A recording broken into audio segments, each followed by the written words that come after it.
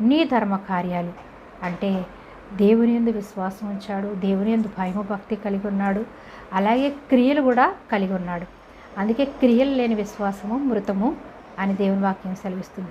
మనము దేవుని భక్తిలో ఉన్నాం అనుకుంటూ మనము చేయగలిగి కూడా ఇతరులకు సహాయం చేయలేని పరిస్థితిలో ఉంటే మనము క్రియలు లేని విశ్వాసం అంటారు. మనము చేయలేని పరిస్థితిలో ఉంటే, మనము కూడా దీనస్థితిలో ఉంటే మనము క్షమించబడతాం. కానీ చెయ్యగలిగి కూడా చెయ్యలేకపోతే క్రియలు లేని విశ్వాసం మృతము అంటున్నాడు.